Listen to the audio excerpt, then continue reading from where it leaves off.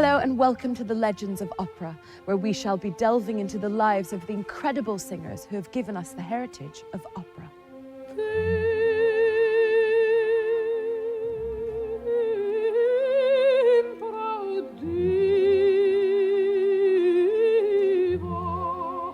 Maria Callas was the outstanding soprano of the 20th century. Her glorious voice is unique.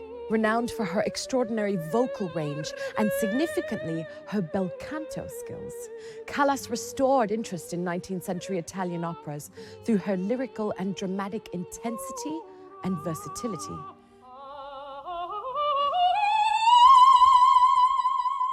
Maria Callas has worked with some of the most renowned conductors and directors in the world: Tullio Serafin, Luchino Visconti, Franco Zeffirelli. Her ability to become the character she portrayed was another of her distinguishing qualities.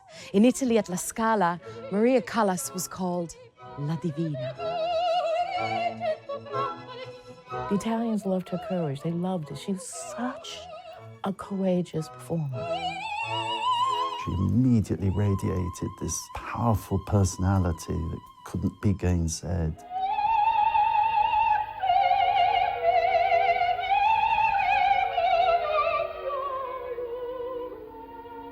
She was a global superstar. There's something superhuman about the sound that she makes.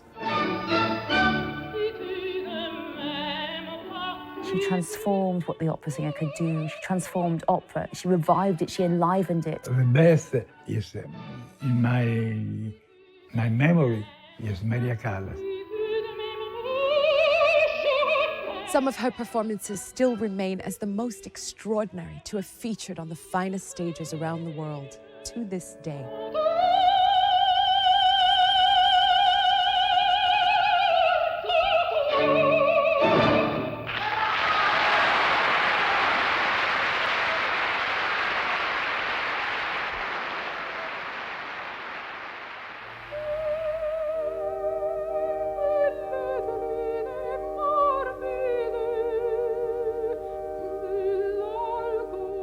Maria Callas was born on the 2nd of December 1923 on Fifth Avenue in Manhattan. Callas's parents, George and Evangelia, had emigrated from Greece whilst pregnant with Maria, having suffered the tragedy of losing their 2-year-old son. Desperate for another son, when Maria was born, Evangelia refused to look at her for 4 days, and in many ways this set the tone for their strained relationship throughout life.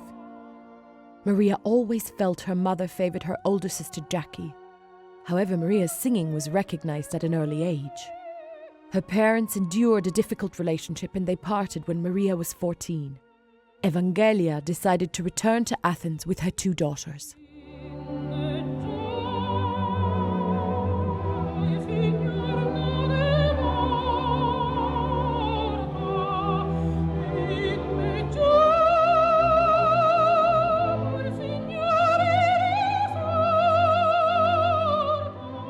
Maria's parents split up. It was the end of the relationship. And there in Athens, Evangelia, with these 2 girls, she had to try and make her own way.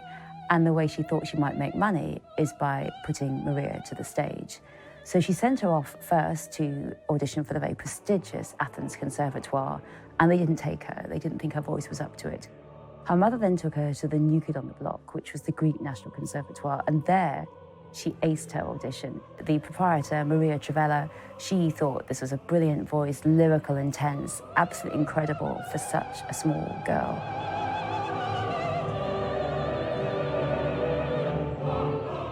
Trivella was the first teacher to concentrate on developing Maria's voice, and later arranged for her to appear in Mascagni's Cavalleria Rusticana.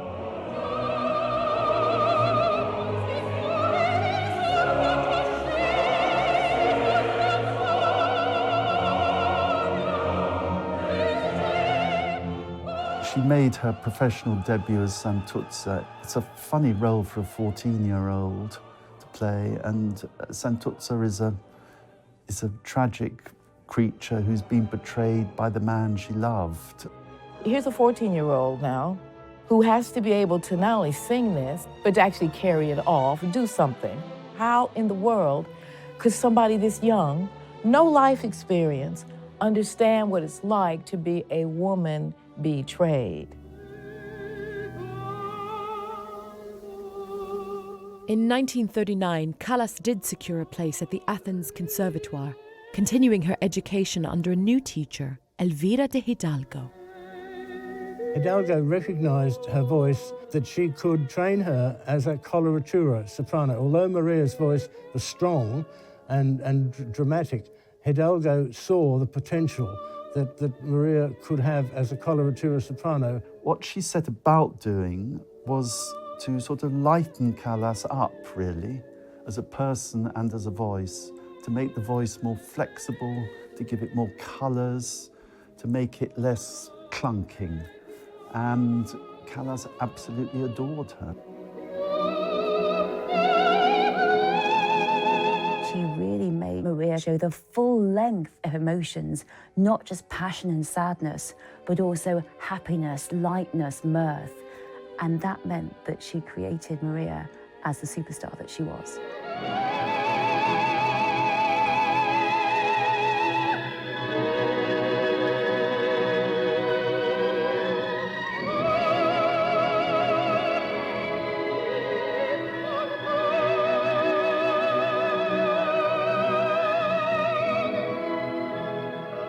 As a result of Hidalgo's training, Hidalgo managed to get her a job with the Athens Lyric Theatre. Her first role was in Boccaccio, which is an operetta.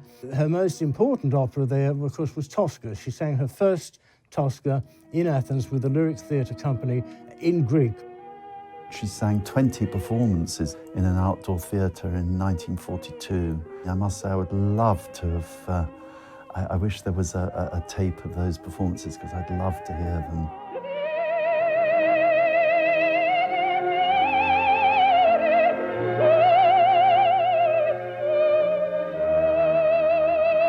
Athens suffered greatly during the war. It was really desperate, dire times. And Maria did manage to bring a bit of money into the family by taking on the opera roles, because the opera kept going throughout the period. It was really seen as a way of raising morale, and also the soldiers did go to the opera. They're very poor, and so the money, the little money that she's making, is very welcome in the house. But that wasn't enough.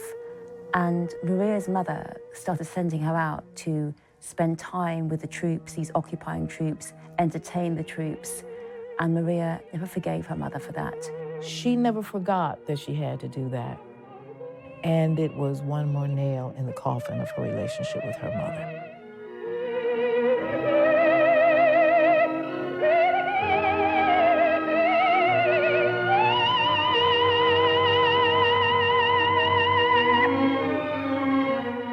Against the advice of Hidalgo, she returned to America to be reunited with her father.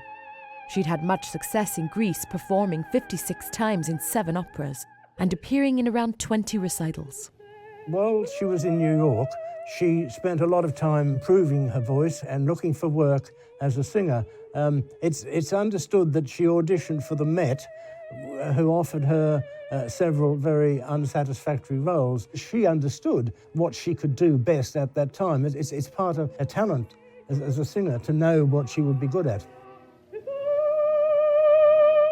After turning down these roles at the Metropolitan Opera, she made the move in 1946 to Italy.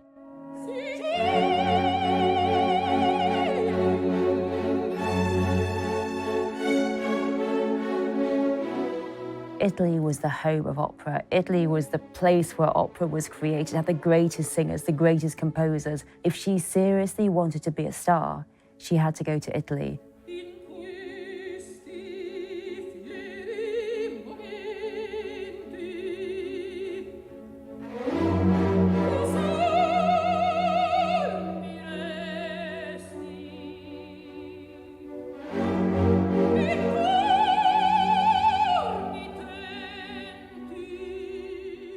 She came to Italy, and there she had the good fortune to encounter this conductor, Tullio Serafin, who was one of the very few people in her life that she really trusted and learnt from. He gave her work at the Arena in Verona, which is a huge Roman amphitheatre. And she made an enormous impression.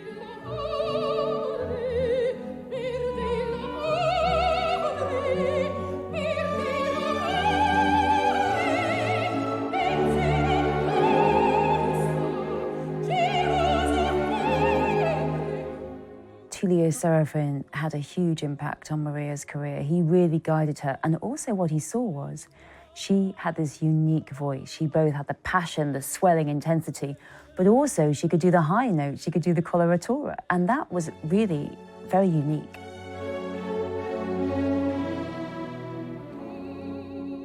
It was through Serafin that she was introduced to many people in her early career, including world-renowned stage director Franco Zeffirelli. A great conductor at the time, Tullio Serafin. One day he called them and said, Franco, I would like you to come and meet this lady. She's coming from Greece. She's got a great voice. And it was Maria Callas. At the time, she was chubby. So Zeffirelli said, but what can I do with her? I mean, she's too big. I mean, you know, I'm used to direct them, to make them act and all of that. She's really a little bit too much. And Serafin said, come tomorrow night. There is an opening in Verona with Maria Callas. Come and listen to her voice. Then you decide what to do with her. So he went there, met her, heard her, and he got crazy for her voice. So they start practically collaborating together. She was very professional. She was scared as well, and she was always afraid of facing the audience before the curtains went up. Apparently, she always grabbed him and pulled her nails into his skin, making bleeding and so on. But the moment, you know, the curtain went up and she appeared and she started singing, she became Callas. All the problems disappeared.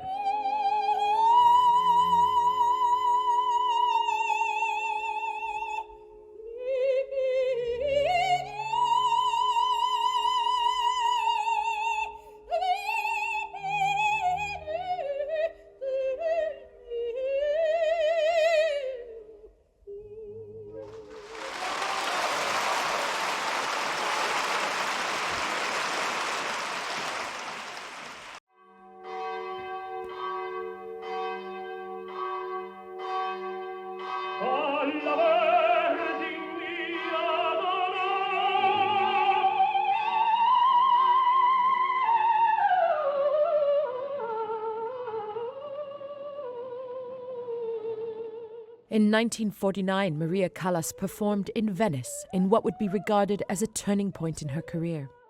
Margherita Carosio was due to sing the part of Elvira in I Puritani, but had fallen ill. Conductor Tullio Serafin turned to Callas.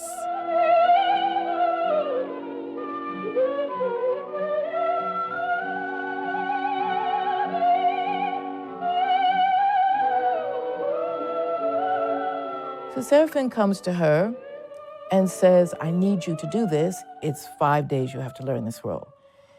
She's shaken, and he says, I know you can do this. It's the sort of role that her teacher Elvira de Hidalgo might have sung. It's very, very skittish, it's very, very fast, it's very, very high.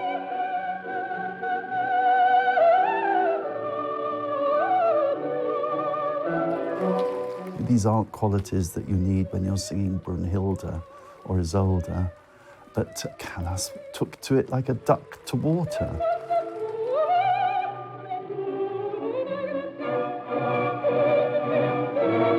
Venice is the theater of my city. I'm one of the last Venetians in the world. La Fenice is one of the most important theaters because this is the theater where Maria Callas made her debut in the closed theater in Italy and where she debuted in Traviata, in Puritani, two of the most important roles of her career. Maria Callas, for me, is one of the most interesting singers in history. She was an historical voice because after the Second War, the first singer able to renovated the bel canto and interpreted per opera by Rossini, Donizetti, but she was also a singer and an artist. She had something at her soul that no other singer had.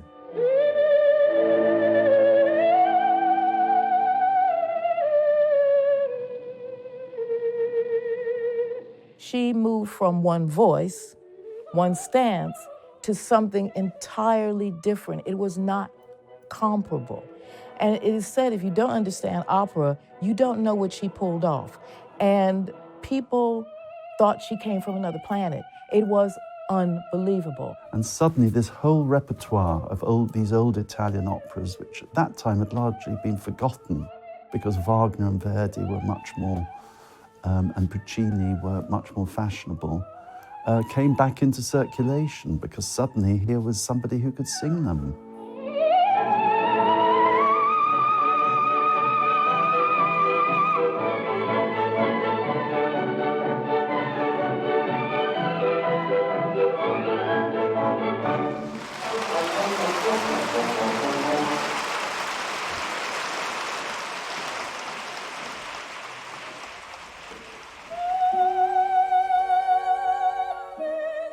Also in 1949, she married Giovanni Meneghini, a wealthy businessman who became her agent.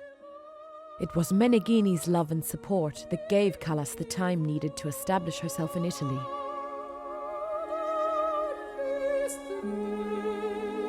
Callas had already met Meneghini in Verona when she first arrived in Italy, along with Serafin, and it was both of these people who helped her career. She marries Meneghini, and in one way it was a wise decision because he was a very stable character. He was 30 years older than her.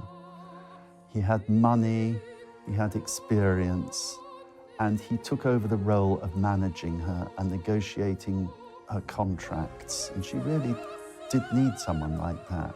He took control of her career, and actually not in a good way. He pushed her to perform too much. He wasn't protective, as you'd expect a husband to be over a wife. He pushed her to keep performing. He pushed her to make money. One of the things about Meneghini was that he didn't have a stable of other singers. So when he negotiated on behalf of Maria with opera houses, other agents, of course, have 5 or 6 other opera singers, and if you want their star singer, then you have to give jobs to their other 5, 6 or 7 lesser artists. Meneghini didn't have that problem, and so it was easy for him to negotiate contracts for Maria. She then becomes greatly sought after, and she has a particularly successful time in Florence.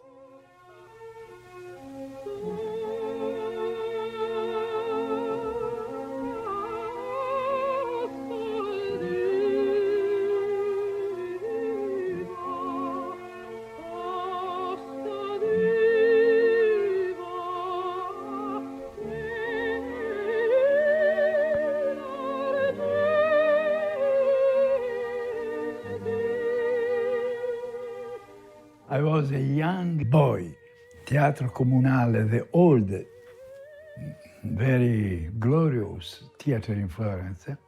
And with my friend students, I have lost no one evening with Callas. And I had the great fortune to hear her when her voice was without limits.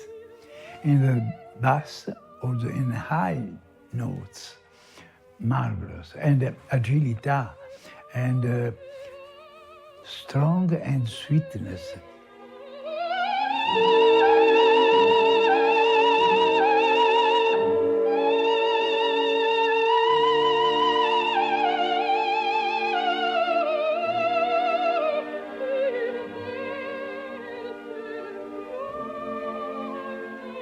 Traviata, the first Traviata. I saw also the Traviata with Luchino Visconti in Milan several years after.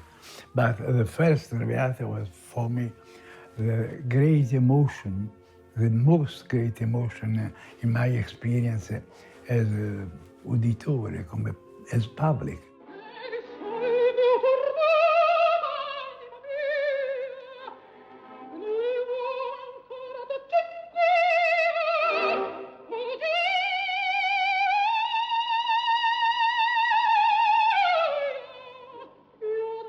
The most beautiful Traviata as performance in my experience, in the history of the theater, certainly.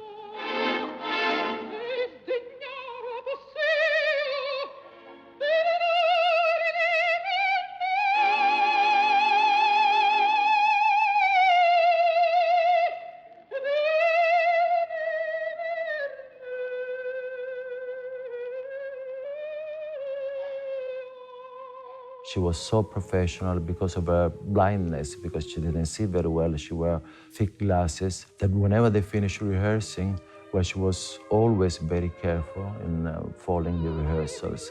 Then she remained alone on stage to study all the steps that she had to do without glasses. So she spent apparently, each day she spent 2-3 hours on her own to be able to do, the acting and the movement without glasses. And probably that's what at the end gave her courage, because whenever she took the glasses off, she didn't see the audience, she didn't see the theater. So she concentrated on her personality, on her voice.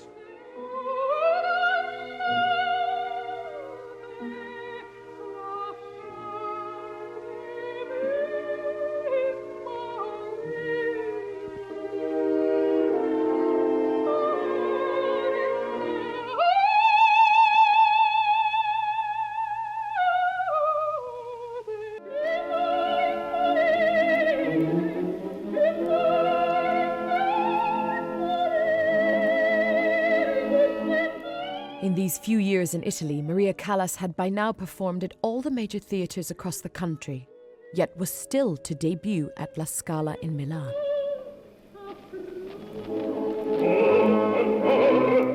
One of the most important opera houses in Italy, indeed almost the world, is of course La Scala Milan. As Maria became famous throughout Italy, she was expecting to be asked to sing at La Scala.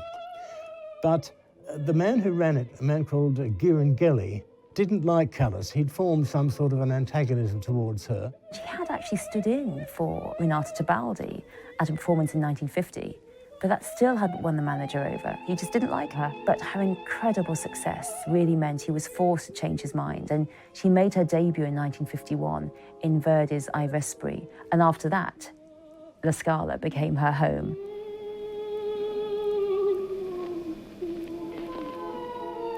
Because of her particular talent, she could fill the place in every way, musically, dramatically, and the productions that she did there have gone down in history as some of the most famous ever.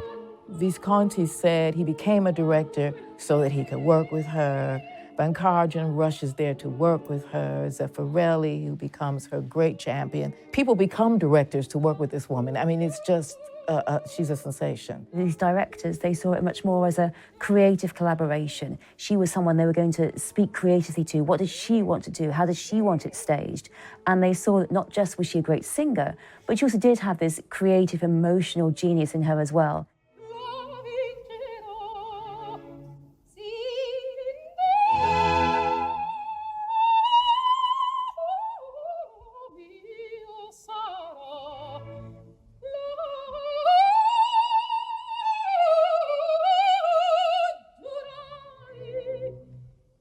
Franco Zeffirelli in particular made things for her, and he taught her how to act. He taught her to trust that what she was delivering in her voice, she could do with her body too. And he loved her, and she loved him.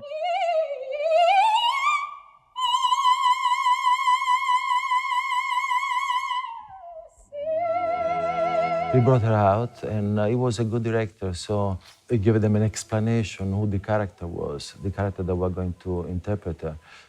So he gave them the story, who is she, who is he, where does he come from? So they start studying within themselves and concentrating, develop the idea of the character so they could act much better. He wanted his singers to act, not just to sing. They had to get the emotion, they had to get the emotion on their face just as much as they got it in their voice. And that was really very important for Maria because she did have a tendency to overact until then, rather overdo the roles. And Zeffirelli really did bring in quite a lot of subtlety to her roles and really brought in her great acting.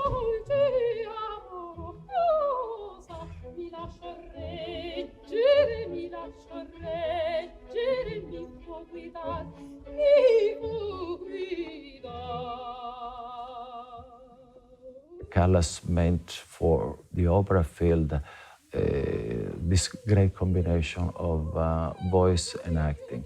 And she was the first one. People started learning from her that they had to do something extra. It was not singing on a stage. Singing opera was not just a voice. It meant something more complex. In fact, in the opera field, they always say that before Callas and after Callas, which means that she really signed a great change in the opera field.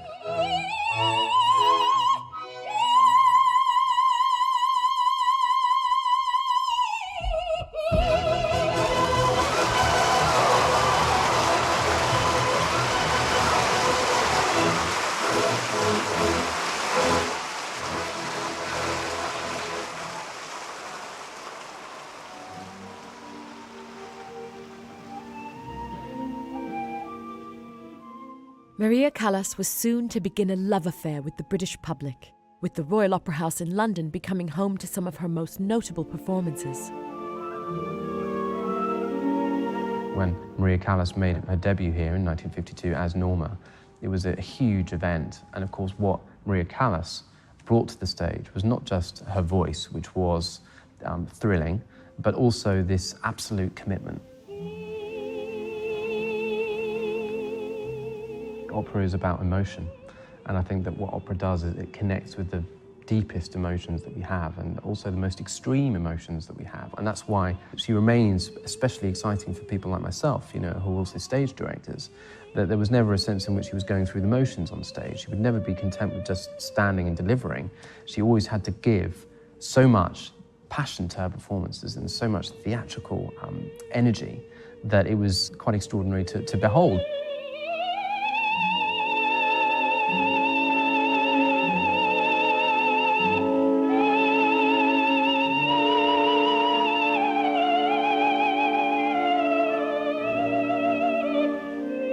Maria said herself she had a love affair with the audiences of London, the audiences of Britain. She kept returning to Covent Garden. It really was a great home for her.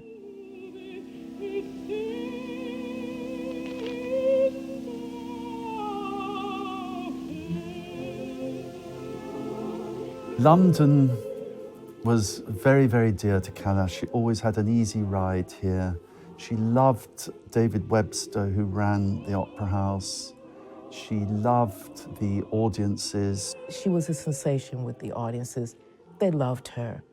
One critic said, you sat there and you were waiting for the thread to break. Something had to happen here because she couldn't keep going like this. It was too perfect. It was too incredible. Something had to give.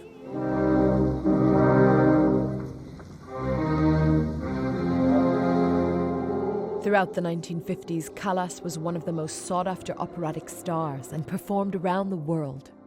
She returned to America on many occasions, with notable debuts in Chicago and New York. But her significant international popularity also brought with it the inevitable press attention. In 1954, Maria Callas returned to America and she opened at Chicago in Norma. She was fantastic. The audiences loved her, and she went to the Met and she was marvelous there. But we start to see the beginning of a critical backlash against her. There was a front page feature in Time magazine that was really very cruel about her being a diva, her being nasty to other opera singers, the rivalry with Renata Tebaldi, all this kind of thing. There were things in the press about her familiar stuff. She'd become paparazzi fodder. She was a star. She was more than an opera singer. If you said the name Callas, the man on the street knew who you were talking about. She was all over the paper. What caught up with her and made it all a bit difficult was this man Bagarozzi, the agent that she'd signed up with in 1945, who suddenly appeared and said, I want 20% of your earnings. And there is a famous paparazzi shot of Bagarozzi's process server trying to present a writ after her performance as Madame Butterfly, and Callas looking an absolute tigress and just tearing a strip off this poor man. And it became front page news. It's an amazing picture. And after that, tabloid interest in Callas became very, very intense. Callas continued to receive much international press coverage, but the cracks were there for everyone to see. Her extraordinary vocal range from such an early age was starting to catch up with her, and a feud with Rudolph Bing, the manager of New York's Metropolitan Opera, led to her contract being cancelled and a public response from Callas. I cannot do those, excuse me, lousy performances. And I cannot change artists every performance. Now you can know it.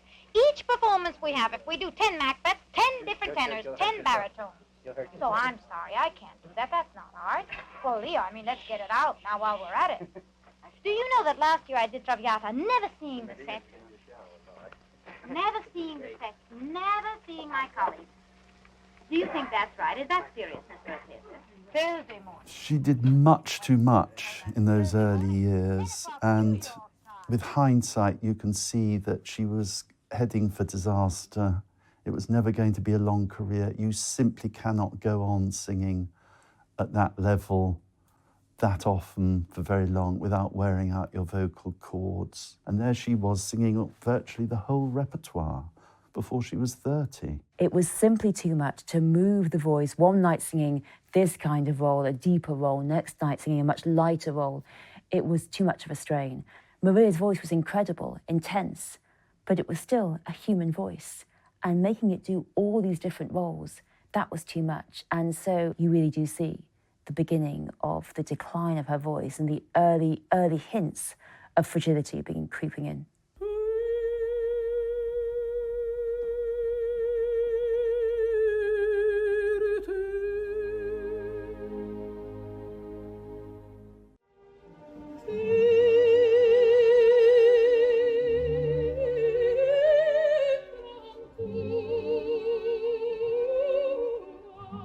Towards the end of the 1950s, Maria Callas was performing around the world with global acclaim. Notable performances included the Palais Garnier in Paris, a city where Callas would later choose to live.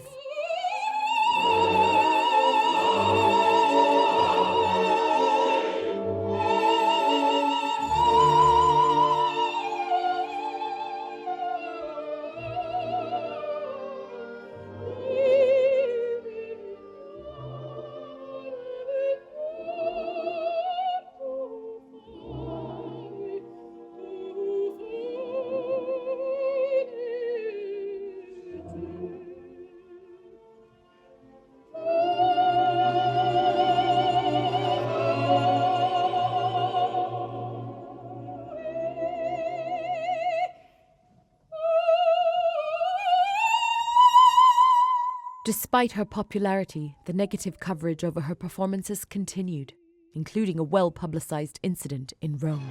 Rome Opera makes headlines with a performance that didn't happen.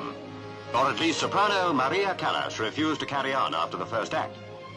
Arriving before the overture, here's Maria looking fine. And to listen to her sing Bellini's Norma, a glittering audience had gathered. Then Maria Callas says she doesn't feel well. So as not to disappoint you too, our cameraman dropped in on a rehearsal. Perhaps he had a premonition what would happen on the night. She has a reputation for cancelling performances. This reputation is totally unfounded. She says to the Rome Opera House, "I'm not well, can you get somebody else to sing it?" And the Rome Opera says, "No, we want you, Maria. Please sing Norma." So she says, "Well, I will try." And she sings Norma, and after the first scene, she says, "No, I'm really not well, I can't go on, I'm withdrawing." This is now reported all over the world. Callas has walked out on the President of Italy due to a whim. She doesn't fancy to sing. No, this is rubbish. She didn't walk out. She said, "I'm unable to finish this performance because I'm ill." The challenges facing Callas continued as her mother published a book, My Daughter, Maria Callas. The book highlighted the strained relationship between mother and daughter. To Maria, this was the ultimate betrayal. Her mother, who'd already betrayed her by sending her out to socialize with the soldiers when she was just a very young girl, her mother was betraying her all over again in her hour of need, just trying to make money off her, just writing a book about her daughter and exposing all her secrets, making her a mockery to the world. And Maria was really quite a private person, so the fact that her mother had done this was incredibly hurtful. Callas started appearing less and less on stage and concentrated on her recordings with EMI. She remained firmly in the public eye, though, after ending her marriage to Meneghini, with a well-publicized relationship with Aristotle Onassis. Aristotle Onassis was a Greek shipping magnate, was dropping roses, baskets of flowers. Everywhere she went, he would sign it the other Greek, because she was the number one Greek. He called himself the number two Greek. She'd had this rather, should we say, unsexy marriage to Meneghini, and Onassis represented this world of international glamour and film stars and parties and so on. And by this time, Callas had slimmed down dramatically. She went on a crash diet, but suddenly she became obsessed with Audrey Hepburn. The sad thing was that's what she wanted to be. She wanted to be the swan. She then begins to withdraw from her performances. Onassis would say to her, "Why are you bothering to go to somewhere to give a concert?" And she'd say, "Well, it's what I do. It's my fulfillment." But he would say, "Just stop it, you're wasting your time." And she seems to have come along with that idea. Receiving as much interest in her private life as her stage performances, her long-running, stressful relationship with Aristotle Onassis caused her to withdraw from singing, and probably contributed to the end of her glorious singing career.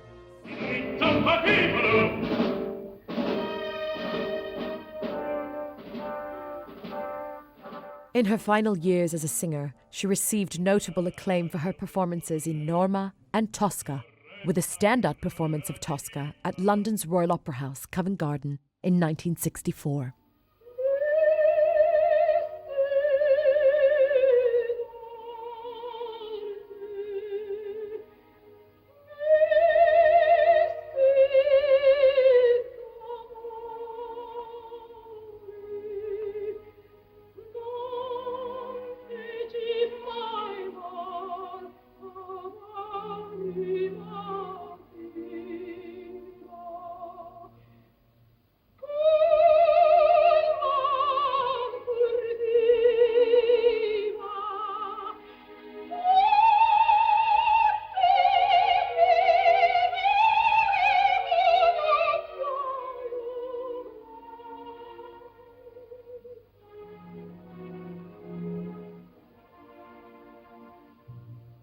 One act of it is recorded where she and Scarpia, the evil police chief, played by Tito Gobbi, wonderful Italian baritone who was an old friend of hers, and together they are absolutely electric. And this is the only record we have of Callas on stage.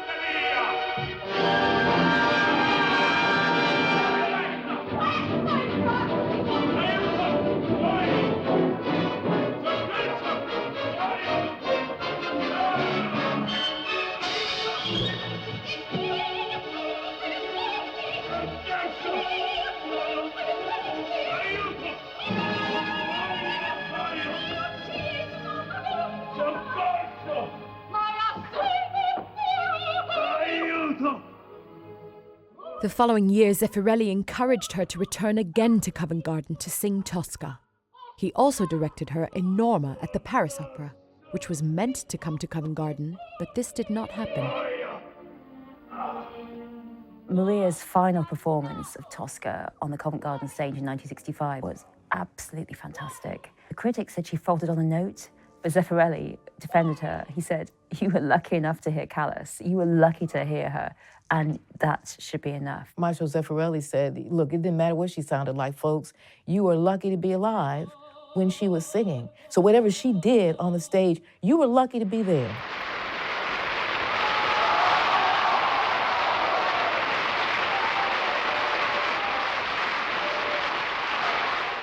Maria Callas did not appear on stage again until 1971. Onassis had left her for the former First Lady of the United States, Jackie Kennedy. Callas then moved to Paris and stayed away from press attention before returning to the stage with Giuseppe Di Stefano in what proved to be her final tour. Of course, nobody really expects what I used to be 20 years ago. No one of us are like we used to be 20 years ago. We lose on one behalf and we gain on others, on other sides. But the English public is famous for always respecting and loving their artist. She and Di Stefano set off on a tour together in the early 70s. They went to Europe, they went to the US, to Carnegie Hall, they went to Korea and Japan, and the audiences were delighted, but to those who'd heard them before, it wasn't the same. She needed to do something with her life. She'd made this film with Pasolini, which is rather wonderful, but it was an art house movie, and in a way her talents were very, very limited in cinematic terms. She had tried her hand at directing, but it was no use. The reviews for the concert tour were bad. Musically, it wasn't the great Callas at all. The voice had become very small, but as far as the presentation was concerned, it was magnificent. And the audience, of which I was one, just went berserk. It was paying homage to this goddess. Maria's final public performance was in November 1974 in Sapporo in Japan with Di Stefano, her last performance on the place that she had effectively lived for pretty much the last 40 years. There she was, the last show, the last moment of Maria Callas.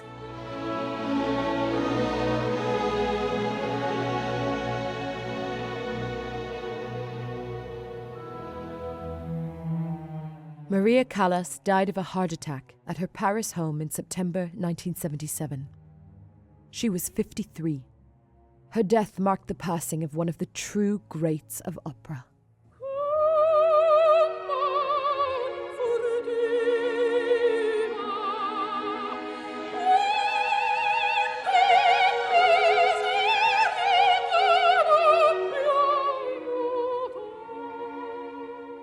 When Maria died, there was an outpouring of grief from across the world, and particularly within the music world.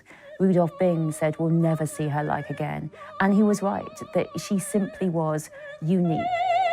The tragedy of Callas is that it was partly because of this level of commitment that she had to finish as early as she did. But nevertheless, her legacy is so remarkable and so powerful that she's this icon, even to this day. She had the vocal ability to colour and change her voice to suit the characters in a way no other opera singer in my experience has ever been able to do that. She always had tremendous stage presence. When she came on stage, you looked at her. She was this flame who burned so bright, brighter than anyone else.